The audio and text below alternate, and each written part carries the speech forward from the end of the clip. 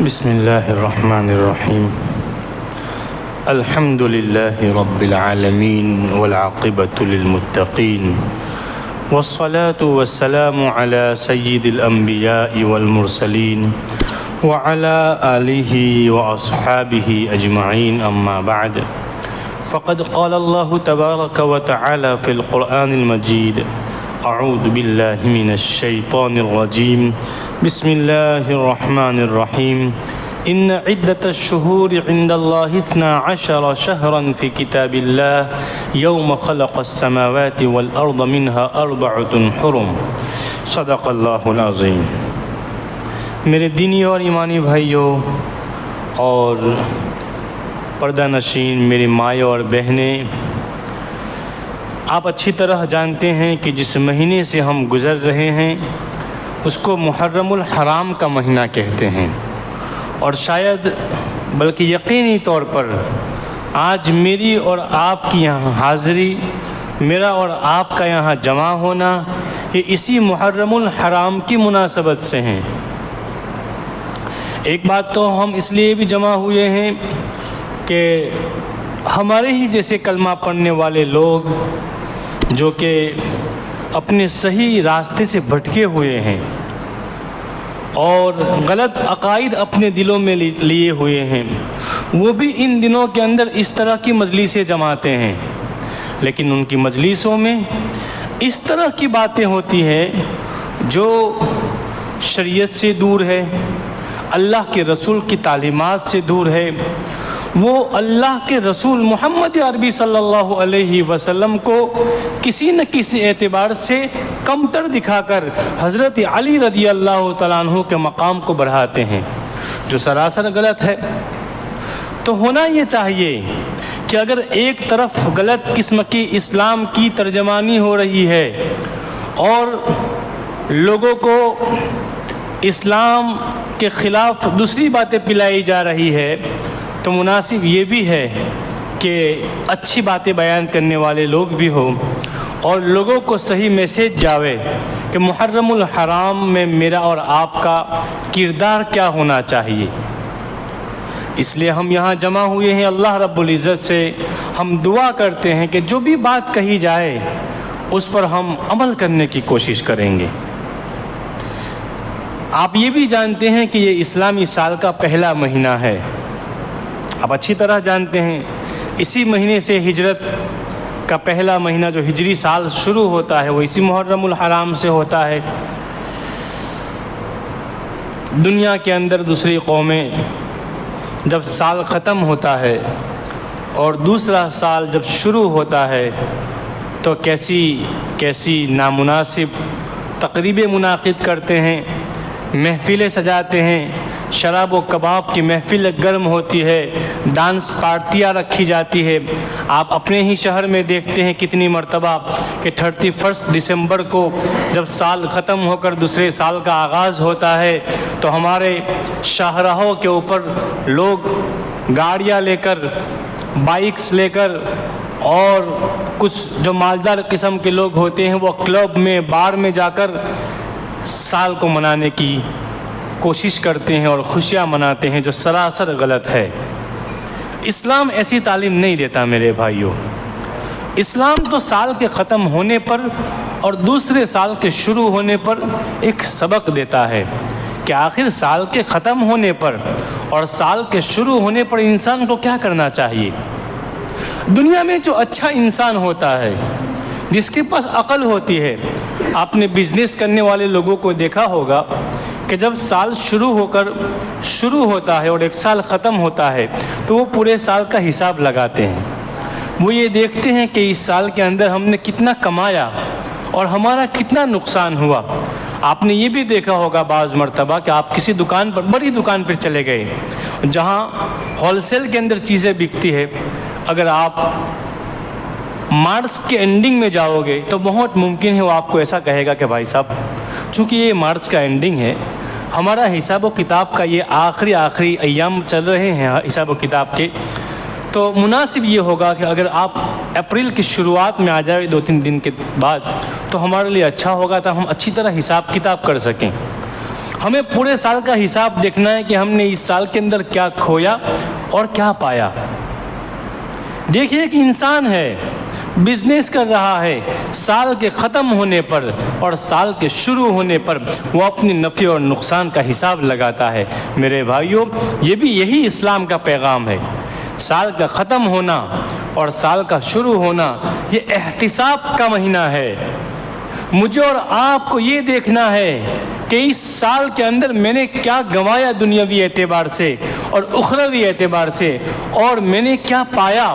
میری ایمان کے اعتبار سے کتنی ترقی ہوئی اس سال کے اندر، میری نمازوں میں کتنی ترقی ہوئی، میری اخلاق میں کتنی ترقی ہوئی۔ پہلے میں زکوٰۃ دینے والا تھا، نہیں دینے والا تھا، کیا اب میں دینے والا بن گیا ہوں؟ پہلے میرے روزوں کا اہتمام نہیں تھا، کہ اب میں روزہ رکھنے والا بن گیا ہوں۔ پہلے میں پڑوسیوں کا حقوق ادا نہیں کرتا تھا، کہ اب ادا کرنے والا بن گیا ہوں۔ پہلے میرے لوگوں کے ساتھ بات کرنے کا، رشتہ داروں کے ساتھ معاملات میرے ٹھیک نہیں تھے، کیا اب ٹھیک ہو گئے؟ یہ دیکھنے کی چیز ہے میرے بھائیوں کہ ایمان کے اعتبار سے، اسلام کے اعتبار سے میرے اندر کتنی ترقی ہوئی، اور یہ دیکھنا ہے کہ آخر میرے اندر ایمان اور اسلام کے اعتبار سے کتنی تنزلی ہوئی، کتنی کمی ہوئی۔ پہلے میں نماز پڑھتا تھا، پہلے میں روزے رکھتا تھا، اب مجھ سے نماز نہیں پڑھی جاتی، مجھ سے روزے نہیں رکھے جاتے۔ پہلے میں لوگوں کے ساتھ اچھی طرح ملتا تھا، پڑوسی لوگ کہتے تھے پورے محلے کے اندر سب سے بہترین اخلاق کا مالک فلاں صاحب ہے، لیکن اب میرے اخلاق کے اندر چینجنگ آ گئی۔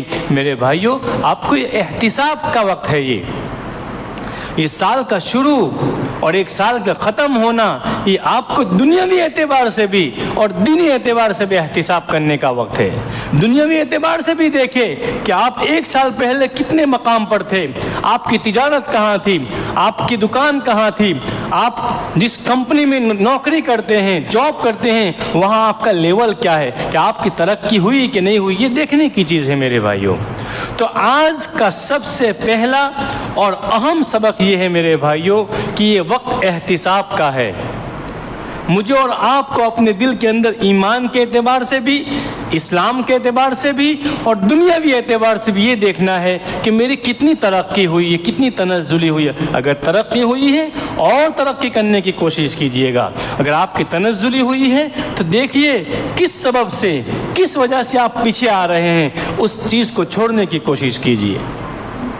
دوسری بات میرے بھائیوں، یہ بڑی فضیلتوں والا مہینہ ہے، لیکن عام طور پر آپ نے یہ سنا ہوگا، کیونکہ ہم مخلوط کمیونٹی کے ساتھ رہتے ہیں، ہمارے ساتھ اگرچہ ہم مسلمان ہیں لیکن مسلمانوں کے اندر بھی ہم الگ الگ قبیلے سے آ کر الگ الگ سوچ رکھنے والے، میں بھروچ کا ہوں، آپ گودرا سے ہیں، کوئی یو پی سے ہوگا، کوئی بہار سے ہوگا، تو وہ اپنے اپنے علاقے کی چیز لے کر یہاں آئے ہیں۔ وہ اسلام نہیں ہے، وہ میرے علاقے کی ایک چیز تھی، لیکن ہم نے اس کو اسلام کے نام پر پیش کیا۔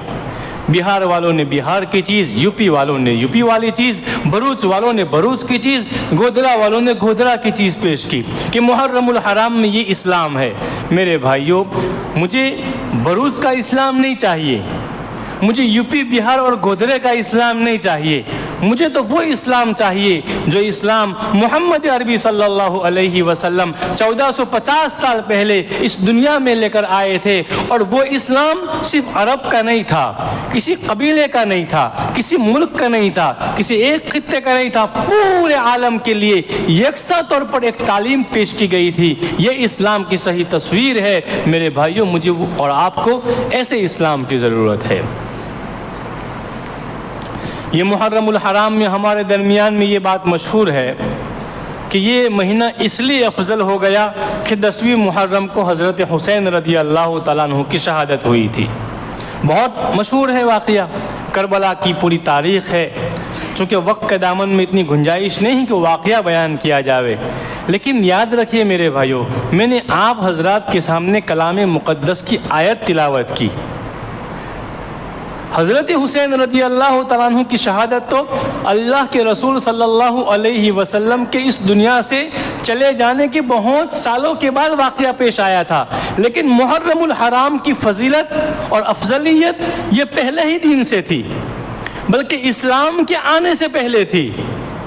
اسلام کے بھی آنے سے پہلے کلام مقدس میں یہ کہا گیا کہ ان عدت الشہور عند اللہ 12 شہرا فی کتاب اللہ، کتاب مقدس کے مطابق اس دنیا کے اندر 12 مہینے ہیں، محرم سے لے کر ذی الحجہ تک، آپ جانتے ہیں، یا 1 جنوری سے لے کر دسمبر تک 12 مہینے ہیں، کلام مقدس نے بھی کہا، اور اس میں سے 4 مہینے جو ہے وہ بہت فضیلتوں والے ہیں، اشہر حرم کہتے ہیں اس کو، احترام والے، قابل احترام۔ وہ کون سا مہینہ ہے؟ محرم الحرام، اسی طرح ذی قعدہ، ذی الحجہ، یہ 3 مہینے ساتھ میں آتے ہیں، ذی قعدہ، ذی الحجہ اور محرم الحرام، اور ایک مہینہ جو ساتھ میں وہ رجب کا مہینہ ہے، رجب المرجب، لوگ اس کو منحوس مہینہ کہتے ہیں جبکہ وہ احترام والا مہینہ ہے۔ بعض لوگ رجب کے مہینے کے اندر شادیاں بھی نہیں کرتے، یعنی مسلمان لوگ رجب کے مہینے میں شادی نہیں کرتے اس لیے کہ منحوس مہینہ ہے۔ اللہ کے جو بھی دین ہے میرے بھائیوں، اس میں کوئی منحوسیت نہیں ہے۔ منحوس اگر کوئی چیز ہوتی ہے نا، وہ ہمارے اعمال کی وجہ سے ہوتی ہے، ہمارے کردار کی وجہ سے ہوتی ہے، ورنہ اللہ رب العزت کی طرف سے جو بھی چیز ہے اس میں کسی طرح کی نحوست نہیں ہوتی۔ نحوست تو ہمارے برے اعمال کی وجہ سے چپک جاتی ہے ہمارے ساتھ، اس بات کو بھی خیال رکھیے گا۔ تو جو بری چیزیں ہیں اس کو چھوڑنے کی ضرورت ہے۔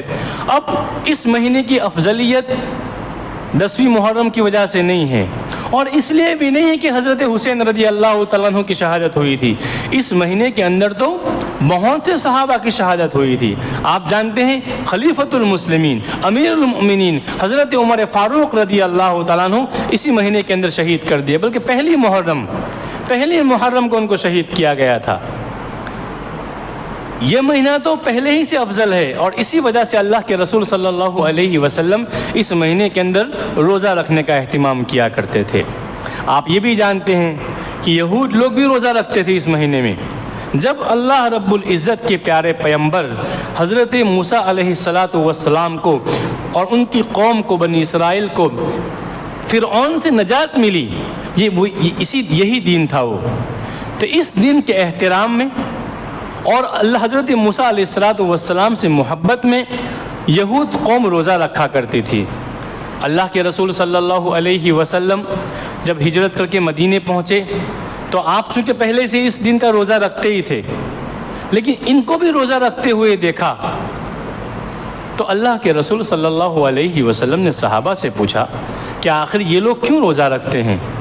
صحابہ نے کہا کہ اللہ کے رسول اس لیے کہ وہ حضرت موسیٰ علیہ السلام سے عقیدت اور محبت میں روزہ رکھتے ہیں، چونکہ اس دن کے اندر بنی اسرائیل کو اور حضرت موسیٰ علیہ السلام کو فرعون سے نجات اور چھٹکارا دیا گیا تھا۔ تو اس وقت اللہ کے رسول صلی اللہ علیہ وسلم نے ارشاد فرمایا کہ ہم لوگ تو ان سے زیادہ اس بات کے مستحق ہے کہ ہم حضرت موسیٰ سے زیادہ محبت کریں، لہذا اب ہم 1 دن کا روزہ نہیں رکھیں گے، آئندہ جب بھی ماہ محرم آئے گا اور 10ویں محرم آئے گی تو ہم 1 دن کا روزہ اور اضافہ کریں گے، یعنی 10ویں محرم کے ساتھ 11ویں کا رکھیں گے یا 10ویں کے ساتھ 9ویں کا رکھیں گے۔ یہ اور بات ہے کہ 2 محرم آنے سے پہلے ہی اللہ کے رسول محمد عربی صلی اللہ علیہ وسلم اس دنیا سے آخرت کی طرف تشریف لے گئے تھے، لیکن فقہاء کرام نے یہ مسئلہ بیان کیا ہے کہ جب آدمی کوئی روزہ رکھے محرم الحرام کا تو یہ ہونا چاہیے کہ 10ویں کے ساتھ 11ویں کو ملائے، یا کہ 10ویں کے ساتھ 9ویں کو ملائے۔ یہ روزہ رکھنے کی فضیلت یہ ہے میرے بھائیو، احادیث میں آتا ہے کہ 1 سال کے صغیرہ گناہ معاف کر دیے جاتے ہیں۔ 1 دن روزہ رکھا، 1 سال کے گناہ معاف کر دیے جائے۔ میں آپ سے پہلے گزارش کروں گا، آج کے دن کا دوسرا اہم پوائنٹ یا دوسری سب سے بڑی جو بات ہے وہ یہی ہے میرے بھائیوں، آنے والے بدھ کے دن یا تو منگل کے ساتھ بدھ یا بدھ کے ساتھ جمعرات کے دن روزہ رکھنے کا اہتمام کریں۔ ہم یہاں جمع ہوئے ہیں تو کوئی اچھی بات لے کر جائے۔ پہلے میں نے کہا احتساب کرے، نمبر 2 روزہ رکھنے کا اہتمام کرے، 2 دن کا، عورتیں بھی روزہ رکھے۔ اور چونکہ اس طرح کے جو روزے ہوتے ہیں، آج بیان نہیں مقصود ہے، بیان تو ہم سنتے ہی رہتے ہیں ہر جمعہ کے اندر، اور گنگناتا ہوا بیان بھی سنتے ہیں، کبھی لہجے والا بیان بھی سنتے ہیں، کبھی اشعار کے انداز میں بھی سنتے ہیں۔ بیان نہیں سننا ہے، آج ہم کو اپنی زندگی کے بارے میں سوچنا ہے کہ آنے والے اس سال میں کرنا کیا ہے اور اس کی شروعات کیسے کی جائے، تو سب سے پہلے میں نے آپ کو کہا کہ احتساب کرنا ہے، دنیاوی اعتبار سے بھی احتساب کرنا ہے کہ ہم کتنے پیچھے جا رہے ہیں دنیاوی اعتبار سے. ہمارا بزنس نہیں چل رہا، ہماری تجارت کا کچھ ٹھکانہ نہیں. اگر ہم رکشہ بھی چلاتے ہیں تو ہمارا رکشہ چلانے کا بھی کوئی شیڈیول نہیں ہے. اگر ہم مزدوری کرتے ہیں وہاں بھی ہم پیچھے ہیں. تو اس کے بارے میں سوچیں اور دنیاوی اعتبار سے اوپر اٹھنے کی کوشش کریں اور آخرت کے اعتبار سے بھی. دوسری بات میں نے کہی روزے کی. ہماری عورتیں عام طور پر اس طرح کے روزے رکھنے کا اہتمام کرتے ہیں. عورتیں، آپ نے عرفات کے دن بھی دیکھا ہوگا کہ ہمارے گھروں کے اندر اکثر عورتوں نے عرفے کے دن کا روزہ رکھا ہوگا، اور ہم میں سے وہاں اکثر عورتوں نے رکھا ہوگا اور ہم مردوں میں سے اکثر مردوں نے نہیں رکھا ہوگا. چلو کوئی بات نہیں، نہیں رکھتے ہیں، آپ کے اوپر پکڑ نہیں ہونی چاہیے. کل آپ مجھے دیکھو، کل یا پرسوں کہ مولانا کہہ رہے تھے کہ روزہ رکھنے کا، روزہ خود چائے پی رہے تھے. کسی کے اوپر پکڑ نہ کرے، یہ مستحب ہے، یہ سنت روزہ ہے، اس کے چھوڑنے پر گناہ نہیں ہوگا. لیکن آپ کے گھروں کے اندر عورتوں نے روزہ رکھا ہوگا تو آپ سے گزارش ہے، ایک تو روزہ رکھنے کا اہتمام کریں. میں بھی اہتمام کروں گا انشاءاللہ، اور پوری 100% نیت ہے ابھی کہ روزہ رکھنے والا ہوں. آپ بھی نیت کریں. اور اگر کسی اعتبار سے آپ روزہ نہ رکھ سکو اور آپ کے گھر کے اندر آپ کی ماں نے، آپ کی والدہ نے، آپ کی بڑی بہن نے یا آپ کی وائف نے روزہ رکھا ہو، تو آپ سے میری چھوٹی سی ریکویسٹ یہ ہوگی کہ اس دن آپ گھر میں کسی بھی چیز کا مطالبہ نہیں کریں گے، نہ چائے ناشتے کا، نہ دوپہر میں کھانے کا. سیدھا افطاری کے وقت کھانا بنے گا، افطار ہوگا، اس وقت آپ کو کھانا ہے، کوئی مطالبہ نہیں. اگر آپ کو کھانا ہے باہر کھا لیجئے، شہر ہے، یہاں بریانی بھی ملتی ہے، سالن بھی ملتا ہے، روٹی بھی ملتی ہے اور سستا بھی ملتا ہے. تو آپ گھر میں نہ کھائیے، باہر کھائیے، تاکہ آپ کے گھر والوں جنہوں نے روزہ رکھا ہے وہ آپ کی وجہ سے پریشان نہ ہو. بیچاری روزہ بھی رکھے اور روزے کی حالت میں تمہارے لیے کھانا بھی بنائے. یہ ظلم ہے میرے بھائیوں. اپنا حق سمجھ کر فجر میں اٹھ کر، بعض تو فجر چھوڑ کر اٹھتے ہیں، اور وہ عورت جس نے شہری میں 4 بجے اٹھی ہے، پھر فجر کی نماز پڑھ کے تھوڑی دیر سوئی ہے، ابھی اس کو اپنے بچوں کو اسکول بھی بھیجنے کی تیاری کرنی ہے اور بھی بہت سارے کام ہیں، اور اوپر سے آپ کی بھی ڈیمانڈ شروع ہو جائے گی، وہ تھک جائے گی. اس نے روزہ رکھا ہے تو اس کا خیال کیجیے. 2 باتیں، روزہ رکھیے، اور اگر روزہ نہیں رکھتے ہیں تو روزہ رکھنے والی عورتوں کو پریشان نہ کیجیے. ایک دن میں کیا بگڑ جائے گا؟ باہر کھانا کھا لیجیے، ہوٹل میں کھا لیں گی، اور پھر افطاری کے وقت کھائیں گی ان کے ساتھ، بیوی بچوں کے ساتھ، تو اچھا بھی لگے گا انشاءاللہ. تو روزہ رکھنے کا اہتمام کیجیے. روزہ کیوں رکھنا ہے؟ 10ویں محرم میں ہونے والے بہت سے خرافات، آپ جانتے ہیں خرافات ہوتے ہیں کہ نہیں ہوتے میرے شہر میں؟ ارے میرے اور آپ کے شہر میں خرافات ہوتے ہیں کہ نہیں ہوتے ہیں؟ چونکہ ہم یہاں جو لوگ بیٹھے ہوئے ہیں الحمدللہ اس میں سے کوئی بھی ایسا بندہ نہیں ہوگا جو اس طرح کی باتوں میں پڑتا ہو.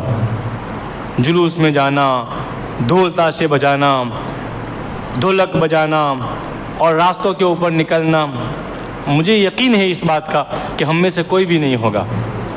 میں اکثر ایک بات کہا کرتا ہوں، وہ یہ سمجھتے ہیں کہ یہ ثواب کا کام ہے.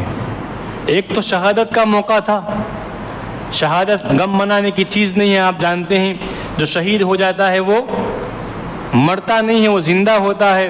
اللہ کی طرف سے ان کو رزق پہنچایا جاتا ہے. یہ میرا اور آپ کا عقیدہ ہے. اگر یہ عقیدہ نہیں رکھیں گے تو میرے اور آپ کے اسلام کے پھانپے پڑ جائیں گے.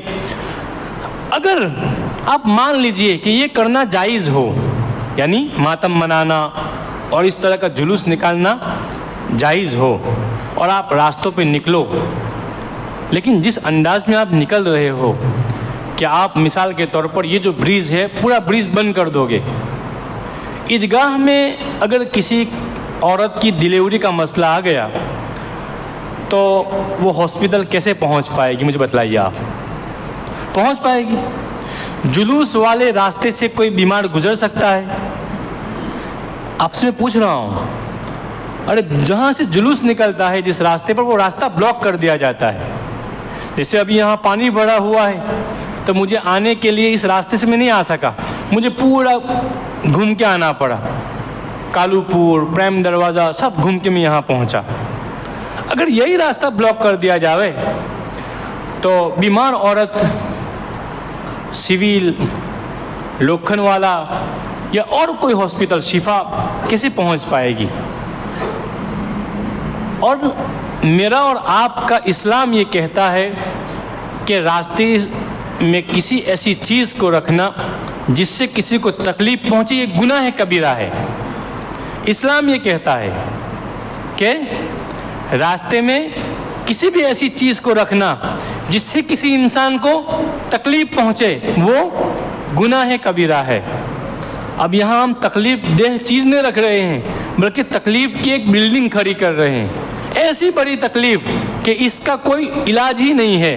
میرے بھائیوں، اگر کسی درجے میں جائز بھی ہوتا تب بھی آپ کا یہ عمل چونکہ ایک آدمی کے لیے نہیں بلکہ ہزاروں ایسے لوگ ہیں جس کو بزنس کے لیے آفس پہنچنا ہے، جس کو اپنی تجارت کے لیے رکشا نکالنا ہے، بیماروں کو دوائی کے لیے جانا ہے، ڈلیوری والی عورت کو ہاسپٹل پہنچنا ہے، اور بہت سے ایسے لوگ جو اس دن اگر کمائیں گے تو ہی اپنے بچوں کو روزی اور روٹی کھلا پائیں گے، ایسے لوگوں کے لیے آپ راستہ بند کر دیتے ہیں۔ میرے بھائیوں، کس درجے میں جائز ہو سکتا ہے یہ کام؟ جو لوگ کرتے ہیں ان کو مبارک ہو، ہم نہیں کریں گے کسی دن انشاءاللہ۔ کرتے ہیں وہ اپنے علاقوں میں کریں، یہاں آ کر بھی کریں، ہم شریک نہیں ہوں گے۔ آپ ہمارے بچوں کو تاکید کیجئے گا اس بات کی کہ بچوں یہ اسلام کے خلاف عمل ہے، اس سے میرا اور آپ کا اسلام بدنام ہوتا ہے، اس سے اللہ کے رسول صلی اللہ علیہ وسلم کی تعلیمات پر زد پڑتی ہے، آپ اس سے بچیے گا، آپ کبھی ایسے جلوس میں نہ جائیے۔ کچھ دن پہلے یہاں آپ ہی کے علاقے سے ہمارے برادران وطن کا ایک تہوار تھا، تو آپ کو معلوم سب بند تھا، کتنی تکلیف پڑی ہوگی لوگوں کو، لیکن وہ لوگ بھی کرتے ہیں اور ہم بھی کرتے ہیں۔ انہوں نے بھی جلوس نکالے، ہم بھی جلوس نکالتے، اس لیے کبھی کبھار وہ ہم سے پوچھتے ہیں کہ ہم میں اور تم میں کیا فرق ہے؟ ہم بھی جلوس نکالتے ہیں، تم بھی جلوس نکالتے ہو، تم 12 ربیع الاول کو نکالتے ہیں، ہم رتھ یاترا میں نکالتے ہیں، ہم گنیش کی وہ پوجا ہوتی ہے تب نکالتے ہیں، گنپتی نکالتے ہیں، تم بھی تعزیہ نکالتے ہو، ہم بھی بتوں کے پاس جاتے ہیں، تم بھی قبروں کے پاس جاتے ہو، پھر تم میں اور ہم میں فرق کیا ہے؟ اور پھر تم ایسا کیوں کہتے ہو کہ ہم جنت میں جائیں گے اور تم دوزخ میں جاؤ گے؟ ایسا کیوں کہتے ہو جبکہ صرف میرا اور آپ کا نام ہی الگ ہے؟ بولے ہم جواب نہیں دے سکتے ان کو کیونکہ ہمارے کام ہی ایسے ہیں۔ اس لیے آپ سے گزارش ہے میرے بھائیو، جو کرتے ہیں اللہ ان کو ہدایت عطا فرماوے، ہم نہیں کریں گے۔ اور آپ خود سوچیں، اپنے دوستوں کو سمجھائیے کہ دیکھو اسلام تو یہ کہتا ہے کہ راستے میں پڑی ہوئی چیز کو بھی ہٹانا ہے اور یہ ایمان کا حصہ ہے، تو پھر ہم پورے کے پورے راستوں میں کھڑے ہو جائیں گے، کتنا بڑا گناہ ہوگا۔ اس لیے ایسے ہر اس کام سے بچے جس میں لوگوں کو تکلیف پہنچتی ہو۔ دوسری بات، اس وقت سبیلیں لگتی ہے، ارے لگتی ہے کہ نہیں؟ دو باتیں ہیں، ایک تو لگاتے ہیں، ہم لگاتے نہیں ہیں لیکن شریک ہو جاتے ہیں۔ ہمارے نوجوان، ہمارے بچے وہاں حلیم کھانے چلے جاتے ہیں، کھچڑا کھانے چلے جاتے ہیں، شربت پینے چلے جاتے ہیں۔ میرے بھائیو، اسلام کا اس سے کوئی تعلق نہیں ہے، وہ اس لیے ناجائز ہے، کوئی کھانا حرام نہیں ہوتا فی نفسی، لیکن وہ چونکہ اس لیے ناجائز قرار دیا گیا ہے کہ وہ ثواب کا کام سمجھ کر کیا جاتا ہے۔ ایسے عام کل ابھی 10ویں محرم نہیں ہے، کل اگر یہاں آپ شربت کی پرب لگا لو یا کہ کھانے کی بریانی کی ڈیگ لگا لو، اور کوئی بھی کھانے آئے گا تو آپ کو ثواب ملے گا جو بھی کھلائے گا اس کو، لیکن 10ویں محرم کو اس نیت سے کہ اس دن کھانا کھلانا ثواب ہے، یہ غلط چیز ہے۔ اس لیے ہم تو کسی کو کھلاتے تو ہے نہیں الحمدللہ، لیکن کھلانے میں بھی شریک نہ ہو اور کھانے میں بھی شریک نہ ہو۔ ہمارے بچے چونکہ چھوٹے بچے ہیں، ان کو پتہ نہیں ہوتا ہے، وہ کھا لیتے ہیں، ان کے کھانے سے ان کو گناہ بھی نہیں ہوگا، لیکن ہم ان کو ابھی سے ان کی فہمائش کریں۔ آپ جانتے ہوں گے، آپ مجھ سے زیادہ پرانے اس شہر میں 15-20 سال پہلے یہاں جو پوزیشن تھی 12 ربیع الاول کو اور 10ویں محرم کو، شاید اب نہیں ہے، چونکہ پہلے میرا گاؤں، آپ میرا گاؤں جانتے ہیں، میرا گاؤں یعنی تبلیغ کا مرکز کہلاتا ہے، جہاں گھر گھر میں تبلیغ ہے، لیکن ہمارے گاؤں میں بھی میں نے اپنے بچپن میں دیکھا ہے بہت سی خرافات، بہت سی بدعات ہوتی تھی، لیکن اب نہیں ہے الحمدللہ. تو یہاں بھی بہت سی ایسی چیزیں تھیں پہلے لیکن اب بالکل ختم ہو چکی ہے. تو اس بات کا اہتمام کریں میرے بھائیوں کہ ہم بچیں، اپنے بچوں کو بچائیں غلط چیزوں سے. اور بچنے کا پھر وہی بات کہوں گا، بچنے کا سب سے آسان طریقہ یہ ہے کہ روزہ رکھا جائے. کیوں؟ روزہ رکھیں گے تو گھر سے باہر نکلنے سے رہے، یا تو اپنی ضرورت کے لیے نکلیں گے. اگر چھٹی ہوگی تو آرام، 10ویں محرم کو عام طور پر سرکاری اعتبار سے چھٹی ہوتی ہے تو گھر میں رہیں گے اس لیے کہ روزہ ہے. روزہ نہیں ہوگا تو پھر باہر پکنک منانے کا موسم بنے گا، پھر وہاں جلوس بھی دیکھا جائے گا، کہاں سبیل بھی چیک کی جائے گی، سب کچھ ہو سکتا ہے. اس لیے ایسے موقع میں سب سے آسان طریقہ یہ ہے میرے بھائیوں کہ روزہ رکھ لیا جاوے. اور آپ نے یہ بھی پڑھا ہوگا، اللہ کے رسول صلی اللہ علیہ وسلم کی حدیث ہے کہ جو بندہ اس مہینے کے اندر اپنے گھر والوں کے اوپر کھانا کھلانے میں وسعت کرے گا، یعنی اچھا کھانا پکا کر کھلانے کی کوشش کرے گا، تو پورا سال اس کی روزی کا مسئلہ آسان رہے گا. تو کتنی بہترین صورت ہے میرے بھائیوں، دن میں روزہ رکھا جاوے اور بہترین افطاری کا انتظام کیا جاوے. دن میں روزہ ہو اور بہترین افطاری ہو اور ڈنر بھی بہترین ہو. وہ کھچڑا اور وہ حلیم جو ہم دنوں میں تلاش کرتے ہو، وہ بہترین کھچڑا اور حلیم رات کو بنایا جاوے اپنے بچوں کے لیے. اس کا فائدہ کیا ہوگا؟ روزہ اپنی جگہ پر، اچھا کھانا اپنی جگہ پر، اللہ کے رسول کی ایک سنت اس نیت سے ادا کی جائے گی کہ اللہ کے رسول صلی اللہ علیہ وسلم نے امت کو یہ پیغام دیا ہے کہ اگر اپنے گھر والوں کے اوپر کوئی کھانے کی وسعت کرتا ہے 10ویں محرم کو تو اس کے لیے پورے سال اللہ رب العزت کی طرف سے روزی کا مسئلہ آسان کر دیا جاتا ہے. میرے بھائیوں یہ کرنے کی چیز ہے. یہ تیسری چیز احتساب، روزہ رکھنا ہے، غلط چیزوں کے اندر ملوث نہیں ہونا ہے اور اپنے گھر والوں کے ساتھ اچھا سلوک کرنا ہے. یہ محرم الحرام میں کرنے کی چیزیں ہیں میرے بھائیوں. اگر اس طرح کا ہم کریں گے تو الحمدللہ انشاءاللہ یہ ہمارے سال کا پہلا مہینہ ہے تو ہمارا قدم اچھا اٹھے گا. دوسری بات، یہ شاید آخری بات بھی ہوگی اس لیے کہ وقت ہو جائے گا، آل رسول. یہ جو بھی ہو رہا ہے وہ آل رسول کے نام پہ کر رہے ہیں. کیا آل رسول سے ہم کو محبت ہے؟ کیا آپ کو محبت نہیں ہے میرے بھائیوں؟ ہم کو بھی ہے. آل رسول سے محبت نہ ہو تو ایمان کس چیز کا نام ہے؟ آل رسول کے ساتھ محبت کیے بغیر ہم ایمان میں کامل نہیں ہو سکتے. آپ سوچئے کہ جس صحابی رسول نواسے رسول صلی اللہ علیہ وسلم کا غم منا رہے ہیں آپ شہادت کی وجہ سے، حالانکہ شہادت خوش ہونے کی چیز ہے، لوگ تمنائیں کرتے ہیں. اس صحابی رسول نے اس دن، جس دن وہ شہید ہوئے ہیں اور تلواروں کے سائے کے تلے بھی انہوں نے نماز نہیں چھوڑی. آج نماز کے بارے میں ان لوگوں کا حال جو اس دن اس طرح کا کام کرتے ہیں، 99% لوگ فجر سے لے کر عشاء کی نماز نہیں پڑھتے وہ نماز، اور جلوس کے اندر تو پڑھ ہی نہیں سکتے اس لیے کہ وہ پورے خون کے اندر اور بہت سی چیزوں کے اندر ملوث ہوتے ہیں، لت پت ہوتے ہیں، تو کپڑے بھی ناپاک. جس دن صحابی رسول شہید ہوئے، نواسہ رسول حضرت حسین رضی اللہ تعالیٰ عنہ شہید ہوئے، تلواروں اور نیزوں کے سائے کے اندر انہوں نے اس دن کی نماز بھی نہیں چھوڑی، اور ہم نماز پہ نماز چھوڑے جا رہے ہیں، پھر بھی ہم آل رسول سے محبت کر رہے ہیں. یہ کیسی محبت ہے میرے بھائیوں کہ جس کا آپ غم منا رہے ہو، جس کی محبت کے دم بڑھ رہے ہو، اس کی زندگی کی نماز کا تو یہ عالم تھا کہ جس دن وہ جنگ کر رہے تھے، جہاد کر رہے تھے، اس دن بھی اس نے اپنی نماز کو موقوف نہیں رکھا اور قضا نہیں ہونے دی. اس گھرانے کی عورتیں، جس گھرانے کی 72 افراد اس دن شہید ہو گئے اور ایسا رن پڑا ہوا تھا کہ ایک ایک پل پر شہید ہونے کی خبریں آ رہی تھی، اس دن بھی اس گھرانے کی عورتوں نے اپنے سروں سے دوپٹے نہیں ہٹائے. اس دن بھی انہوں نے بے پردگی کا اظہار نہیں کیا.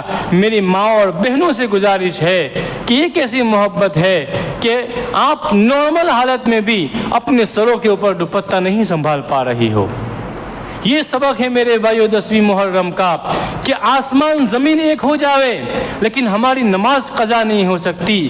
یہ سبق ہے 10ویں محرم کا کہ کچھ بھی ہو سکتا ہے، خوشی کا موقع ہو، غمی کا موقع ہو، نارمل حالت ہو، ہم اپنے سروں سے دوپٹے کو نیچے نہیں ہٹا سکتے. عورتیں آج دیکھ لیجئے، عورتوں کی حالت آپ اچھی طرح جانتے ہیں، ہم دیکھتے ہیں، وہ خود اس سے واقف ہے کہ پردے کا کتنا اہتمام ہے. اور نمازوں کی حالت بھی ہم اچھی طرح میرے بھائیو جانتے ہیں کہ ہمارے محلے میں نماز پڑھنے والے کتنے فیصد لوگ ہیں. کیا آپ یقین کر سکتے ہیں کہ آپ کی آبادی جتنی ہے، جتنے لوگ آپ کے اطراف میں رہتے ہیں، وہ سب یہاں پہنچے ہیں عشاء کی نماز کے لیے؟ ایسا بھی نہیں ہے کہ وہ کسی اور مسجد میں گئے ہو، ایسا بھی نہیں ہے. نہیں، وہ نماز پڑھنے ہی نہیں آئے ہیں. اللہ ماشاء اللہ کچھ کسی نے فیضان میں نماز پڑھی ہوگی، کسی نے فاطمہ میں پڑھی ہوگی، کسی نے تقویٰ میں پڑھی ہوگی، اس کا انکار نہیں ہے، لیکن اکثر و بیشتر لوگ نماز کے لیے نہیں پہنچے ہوں گے. یہ آپ کا مشاہدہ ہوگا میرے بھائیوں. تو اس کی فکر کرنے کی ضرورت ہے. ہمارے بچے غفلت کے شکار ہے، ان کو صحیح رخ پر لانے کی ضرورت ہے. بچے موبائلوں کے اندر، گیمز کے اندر، پب جی کے اندر پڑے ہوئے ہیں. 6 سال کے بچے، 7 سال کے بچے موبائلوں میں اس طرح پڑے ہوئے ہیں کہ وہ چیز جو ہم کو بالغ ہونے کے بعد پتہ نہیں تھی، وہ ان کو 5-7 سال میں پتہ ہے. آپ اس سے بھی واقف ہے. تو اس کی طرف بھی توجہ تربیت کی بہت ضرورت ہے میرے بھائیوں بچوں کی. اور آخری بات میرے بھائیوں، چونکہ بات آل رسول کی آئی تھی، آپ مجھے یہ بتلائیے کہ وہ کون سے وہ صحابی رضی اللہ تعالیٰ عنہ تھے جنہوں نے ذلت کی زندگی گزاری ہو، جنہوں نے لوگوں کے بھروسے پر زندگی گزاری ہو کہ وہ میری مدد کر دے گا، میرا بھائی میری مدد کر دے گا، میرے خالو میری مدد کر دیں گے، اگر میری بچی کی شادی ہوگی تو میں فلاں کے پاس مجھے فلاں دے دیں گے. کبھی آپ نے سنا ایسا؟ پھر آخر ہم ایسی تنگ دستی کے اندر کیوں زندگی گزار رہے ہیں؟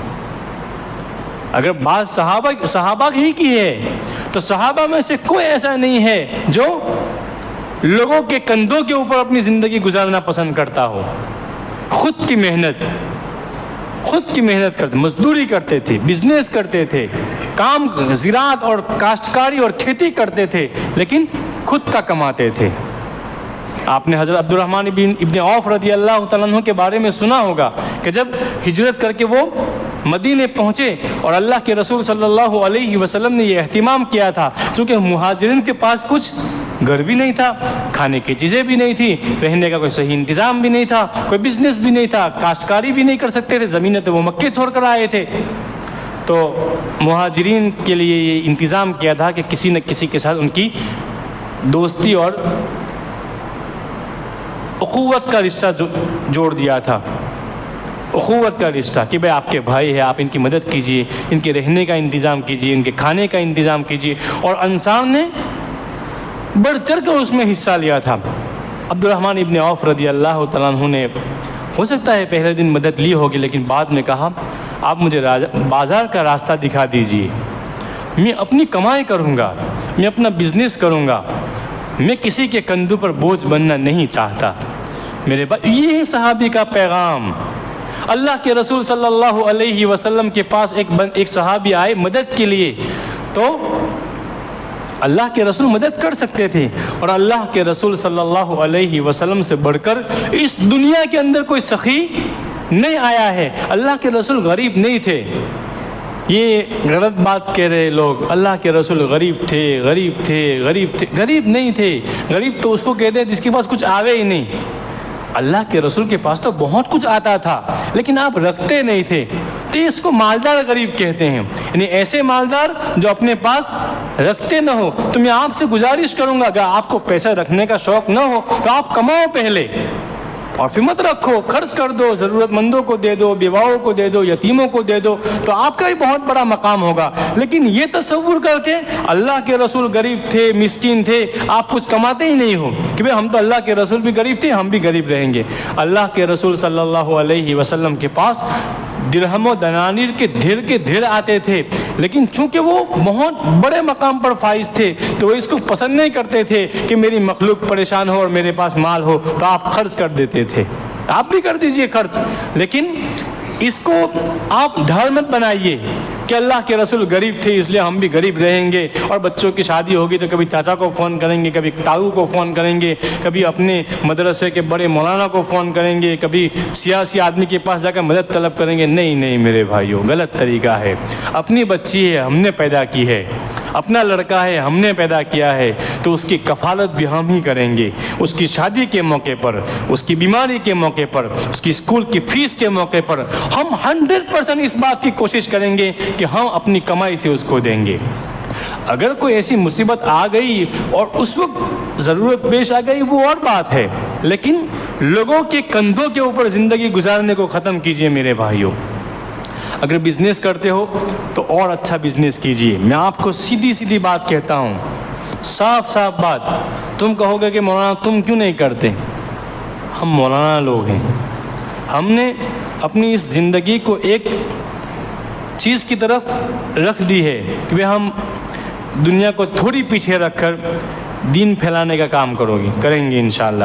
اس لیے ہم نہیں کرتے ہیں، ورنہ ہم بھی کر سکتے ہیں، لیکن چونکہ 15 سال 17 سال 18 سال تک قرآن پڑھتے رہے تو اب مناسب یہی لگتا ہے کہ اگر مناسب روزی کا انتظام ہو جاتا ہو اور کسی کی محتاجگی نہ ہو تو پھر دین ہی کا کام کیا جاوے، تاکہ لوگوں کا فائدہ ہو، اور ہماری ضرورت تو اللہ پوری کر ہی دیتا ہے۔ لیکن آپ لوگ جو آلریڈی بزنس میں لگے ہوئے ہو، ایک طرف بزنس بھی کر رہے ہو اور بس بقدر کفاف کہ 2 روم کا گھر بھی ہے، رکشہ بھی ہے، چل جاتا ہے، بچوں کو کہا نہیں میرے بھائیوں اچھا کماؤ اور زیادہ کماؤ، اس نیت کے ساتھ کہ ہم اپنے بچوں کی بہترین تربیت کریں گے، ہمارے پاس بہترین گھر ہوگا تاکہ ہمارے بچے اچھی طرح رہ سکیں۔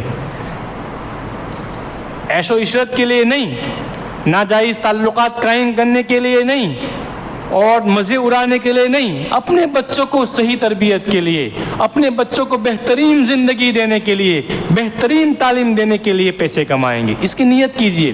میں صاف صاف کہتا ہوں آپ کو، یہ غلط بھی نہیں ہے۔ اگر پیسے ہوں گے تو ہی مسجد اچھی ہوگی، تو ہی یہ گھڑی آ پائے گی، تو ہی اے سی لگ پائے گا۔ مسجد بغیر پیسوں کے بن سکتی؟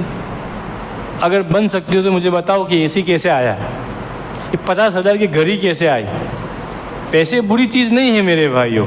ہم کبھی کبھی کہتے ہیں کہ پیسے بہت بری چیز ہے، ہاتھوں کا میل ہے ہی نہیں، اس لیے کہتے ہیں کہ ہاتھوں کا میل ہے۔ اگر ہوتے ہیں تو کسی کو دیتے بھی نہیں، تو کیا کر سکتے ہیں، لوگوں کی سوچ ہے۔ ورنہ یہ آپ گرمیوں کے موسم میں آپ کو معلوم ہے ہماری حالت کیا تھی، اگر اے سی نہ چلے تو۔ اور مسجد کو اور بہترین بنائیں گے، پیسے آئیں گے تو بنائیں گے۔ کیوں بنائیں گے؟ ہو سکتا ہے کہ بہت سے گھروں کے اندر اے سی کا انتظام نہ ہو، تو وہ اللہ کے گھر میں آ کر سکون تو محسوس کرے گا، لیکن اس کے لیے پیسے ہونے چاہیے۔ اے سی اچھی ہو، فرش اچھا ہو، چھت اچھی ہو، بہترین پنکھے ہو۔ ہماری مسجد ہمارے پورے محلے میں جتنے بھی گھر ہو اس میں سب سے بہترین ہو، اور یہ اسی وقت ہو سکتا ہے جب ہمارے پاس حلال کے پیسے ہو۔ تو پیسے کمائے لیکن حلال کے، اور زیادہ کمائے تاکہ اپنی ضرورت پوری ہو، ہمارے اطراف میں رہنے والے دوسرے لوگ ہیں ان کی بھی ہم ضرورت پوری کر سکے میرے بھائیو۔ اس لیے پیسے کمائیے، بزنس کیجئے، اگر کرتے ہو بڑھانے کی کوشش کیجئے۔ رکشہ چلاتے ہو چلائیے، رکشہ کوئی بری چیز نہیں ہے۔ اس شہر میں سب سے بہترین چیز میرے بھائیو میں رکشہ کو سمجھتا ہوں، کسی کے وہاں 15-20 ہزار کی نوکری کرنا اس سے اچھا ہے کہ رکشہ چلانا۔ کیوں؟ کہ وہ اپنے من کا راجا ہے، اپنے من کا وہ بادشاہ ہے۔ جب موڑ میں آئے گا تو جائے گا، اور جائے گا تو 15,000 اور 17 اور 20,000 کے حساب سے تو کما کے آئے گا مہینے کا۔ دن کا 800-1000 روپیہ اس شہر میں کمانا کسی بھی رکشہ والے کے لیے ناممکن نہیں ہے میرے بھائیوں۔ اس لیے میں آپ سے، چونکہ ایسے علاقے میں ہوں جہاں لوگ رکشہ بھی چلاتے ہیں، پان کے گلے بھی کھولتے ہیں، چھوٹا موٹا بزنس بھی کرتے ہیں اور مزدوری بھی کرتے ہیں، سب کو کہتا ہوں میرے بھائی محنت سے پیسے کمائیے، اپنی روزی حلال روزی ہوگی، اللہ برکت بھی دے گا۔ اور یہ محرم الحرام کا مہینہ ہے، اس کو بھی اس مہینے کے اندر جوائنٹ ماریے، نہیں شامل کیجئے اس کو، کہ اس مہینے کی شروعات میں ہم کو اپنی زندگی کا احتساب کرنا ہے، دنیاوی اعتبار سے بھی اخروی اعتبار سے بھی۔ اسی طرح روزہ رکھنا ہے، غلط چیزوں سے بچنا ہے، بری باتوں کو چھوڑنا ہے، اپنے بچوں کی صحیح تربیت کرنی ہے۔ میرے بھائیوں، یہ غریبی اتنی اچھی چیز نہیں ہے لوگ جتنی سمجھتے ہیں۔ ایسے وہ تو ہوتا نہیں، اس لیے لوگ کہتے ہیں کہ بہت بری چیز ہے، ورنہ غریبی ہی وہ چیز ہے۔ بہت سی مرتبہ آدمی غلط کام کرنے پر اسی لیے مجبور ہوتا ہے، بہت سے گناہ آدمی اس لیے کر لیتا ہے کہ وہ مجبور ہو جاتا ہے وہاں پیسوں کی وجہ سے، اپنے بچوں کی ضرورت پوری کرنے کے لیے، اپنی وائف کی ضرورت پوری کرنے کے لیے، اپنے والدین کی ضرورت پوری کرنے کے لیے۔ اس لیے میرے بھائیوں، غریبی سے اللہ کے رسول نے یہ کہا ہے پناہ مانگی ہے، بہت سے مرتبہ کفر کے دہانے پر پہنچا دیتی ہے۔ اور آپ نے کئی مرتبہ ایسے واقعات سنے ہوں گے کہ معمولی پیسوں کے خاطر لوگوں نے اپنے ایمان کے سودے کر دیے۔ تو آپ سے گزارش ہے میرے بھائیوں، چونکہ محرم الحرام کا مہینہ تھا، اس میں یہ کہا گیا کیا کرنا ہے کیا نہیں کرنا ہے، فضیلت کیا ہے، تو آپ کو میں نے بتلا دیا کہ روزہ رکھنا ہے، 2 دن کا روزہ رکھنا ہے، غلط چیزوں سے بچنا ہے، اور اپنے بال بچوں کو اچھا کھلانا ہے۔ اور سب سے بڑی بات، صحابہ ہمارے رول ماڈل ہے، تو صحابہ کسی کے کندھوں کے اوپر اپنی زندگی نہیں گزارتے تھے، تو ہم بھی اس بات کی کوشش کریں گے آج سے انشاءاللہ، اپنی محنت، اپنا پیسہ، اپنی کمائی، اپنے بچے، اپنے والدین، اپنا دیکھو، اور دوسروں کی طرف دیکھنا چھوڑ دو میرے بھائیوں۔ دوسروں کی طرف، لوگوں کی ٹوہ میں رہنا، فلاں یہ کرتا، فلاں وہ کرتا، کوئی کچھ نہیں کرتا، جس کو جو کرنا ہو کرے، اللہ کے پاس اس کا حساب اللہ لیں گے۔ میں اللہ بھی نہیں ہوں اور میں نبی بھی نہیں ہوں، میں تو اللہ کا ایک معمولی بندہ ہوں، اور مجھے اللہ نے مجھے یہ کام کرنے کے لیے دیا ہے، اور چونکہ میری فیملی ہے اور میری فیملی کی ذمہ داری مجھ پر ہے، مجھے وہ کرنا ہے۔ اگر آپ اپنی فیملی کی ذمہ داری پوری کرنے والے بن جائیں گے، یقین کے ساتھ میرے بھائیوں میں کہتا ہوں آپ کو کسی اور کی طرف دیکھنے کا وقت بھی نہیں ملے گا۔ اللہ رب العزت سے دعا کرتے ہیں کہ اللہ تعالیٰ مجھے اور آپ کو کہنے سننے سے زیادہ عمل کی توفیق عطا فرمائے۔ آج میں نے بیان کم کیا ہے، اور ایسی باتیں جو کرنی چاہے زندگی میں، ایسی باتیں بیان کرنے کی کوشش کی ہے۔ اللہ عمل کی توفیق عطا فرمائے۔ درود شریف پڑھ لیں۔ اللهم صل على سيدنا ومولانا محمد وعلى آل سيدنا ومولانا محمد وبارك وسلم۔ ربنا آتنا في الدنيا حسنة وفي الآخرة حسنة وقنا عذاب النار وقنا عذاب القبر وقنا عذاب الحشر وقنا عذاب الفقر وقنا عذاب الدين واحشرنا يوم القيامة مع المتقين مع الأبرار واحشرنا يوم القيامة مع المتقين مع الإيمان يا أرحم الراحمين یا اکرم الاکرمین یا ذا الجلال والإکرام۔ یا اللہ ہمارے گناہوں کو معاف فرما، خطاؤں کو درگزر فرما، مولا ہم تیرے نافرمان گنہگار بندے تیرے اس مبارک گھر میں بیٹھ کر تجھ سے اپنے تمام گناہوں کی معافی کی بھیک مانگتے ہیں۔ اے ہمارے ربا، ہمارے حال پر رحم فرما لیں۔ یا اللہ، یہ محرم الحرام کا مہینہ نئے اسلامی سال کا آغاز ہے، ہمیں حقیقی معنی میں احتساب کرنے کی توفیق عطا فرما دیں، دنیاوی اور اخروی اعتبار سے احتساب کرنے کی توفیق عطا فرما۔ رب کریم ہماری دنیا سنوار دے، ہماری آخرت سنوار دے، اور موت کے مسئلے کو آسان کر دے۔ پروردگار عالم ہمارے روزی روٹی کے مسئلے کو آسان فرما، ہمارے بچوں کی صحیح تربیت فرما، ہمارے والدین کے لیے خیر مقدر فرما، ہمارے بال بچوں کے لیے خیر مقدر فرما۔ پیارے اللہ، تیرے دین کا ماحول بنا دے، ہمارے اطراف میں، ہمارے شہر میں، ہمارے ملک میں دین کی ہوائیں چلا دے، ہمارے لیے دین پر چلنا آسان کر دے۔ ربنا آتنا فی الدنیا حسنہ وفی الآخرۃ حسنہ وقنا عذاب النار۔ خیر کے اعتبار سے پیارے آقا محمد عربی صلی اللہ علیہ وسلم نے جتنی بھی دعائیں مانگی ہے، ہم اس کی طلبگار ہیں میرے اللہ، اور شرور فتن کے اعتبار سے جس طرح سے پناہ مانگی ہو، یا اللہ ہم بھی پناہ مانگتے ہیں۔ یہ ہمارے پروردگار محض اپنے فضل و کرم سے جناب رسول محمد عربی صلی اللہ علیہ وسلم کے صدقے توفیل میں ہماری دعاؤں کو قبول فرما لے۔ اللہم انا نسألک من خیر ما سألک منہ نبیک و حبیبک محمد صلی اللہ علیہ وسلم، ونعوذ بک من شر ما استعاذک منہ نبیک و حبیبک محمد صلی اللہ علیہ وسلم، وانت المستعان وعلیک البلاغ ولا حول ولا قوة الا باللہ۔ ربنا تقبل منا انک انت السمیع العلیم وتب علینا یا مولانا انک انت التواب الرحیم۔ سبحان ربک رب العزة عما یصفون وسلام علی المرسلین والحمد للہ رب العالمین برحمتک یا ارحم الراحمین۔